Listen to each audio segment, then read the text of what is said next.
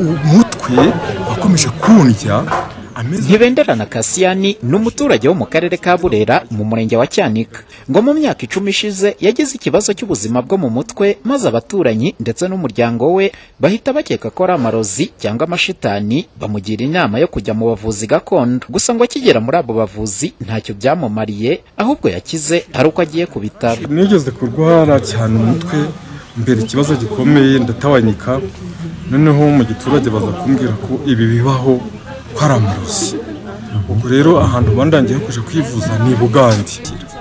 Ubwo Bugande rero nagiyeyo, ngezeyo nsanga n'abapfumu, ariko nyuma icyantangaje nuko umutwe wakomeje kundya amezi 2 arashira, 3 arashira, 5 arashira, ngeze aho mvayo nyigarukira kwivuza mu gihugu cyacu cy'u Rwanda.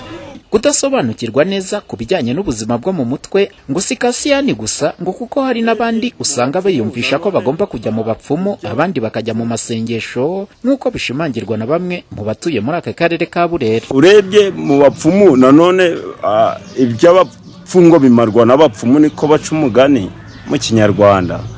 Ntabwo n'ubundi bakiraga nyirizina, ahubwo baryaga mu mafaranga bikarangira na wa muntu nta kamaro bimugiriye, bikazarangira ari uko bamutwaye ku bitaro bifitiye ububasha. Uragenda bakagusengera bakagukubita mu mutwe kandi batazi ko ari ikibazo c'iki wihariye wakagombye kuja kumujana mu muzima. Ubwo hizihizwaga umunsi mpuzamahanga wo kwita ku buzima bwo mu mutwe mu karere ka Burera ku bufatanye n'inshuti mu buzima Partners in Health, ibitaro bya Butaro ndetse na Yes Rwanda. Tuje kugusura gutanga amategeko mu rugo rwanda. Kukwitiranya ubuzima bwo mu mutwe n'amarozi cyangwa amashitani nabyo byagarutsweho muri uyu munsi nk'uko byashimangiwe na Auguste Murindabigwi ushinzwe ibikorwa by'ubuzima bwo mu mutwe muri Partners in Health. Kubera ko abantu bagize ibibazo by'ubuzima bwo mu mutwe akenshi duhita dutekereza amashitani, amarozi.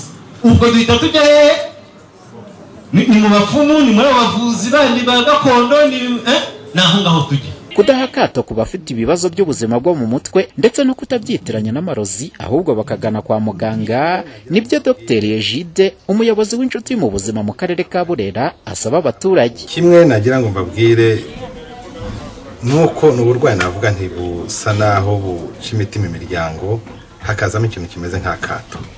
Nagira ngo mbasabe abarwayi mu mutwe n'abarwayi nk'abandi kubafata umuntu akabashyira mu kato ntabwo ari ikintu cyiza. Ikindi nuko ari uburwayi buvurwa bugakira umuntu agasubira mu buzima busanzwe. Kujya mu bavuzi gakondo nibyo buryo umuntu ababaye ntadafunda imitwe, ariko turagira ngo tubakangurire mbere yo kujya mu bavuzi gakondo ko bajya bagana amavuriro abegereye yebaciye no kubajyana mu buzima. Muri rusange mu karere ka Burera kuva muri 2007 kugeza muri 2011 serivisi zo kwita ku buzima bwo mu mutwe zatangirwaga ku bitaro bya Butaro gusa kuva muri 2012 aho serivisi zo kwita ku buzima bwo mu mutwe zatangiye gutangirwa mu bigo nderabuzima ngo byagiye bifasha benshi kugeza ubu aho abasaga 2,000 bafite ibibazo by'ubuzima bwo mu mutwe bakirirwa ku bigo nderabuzima. Umuhoza Honore, Flash TV mu karere ka Burera mu majyaruguru y'u Rwanda.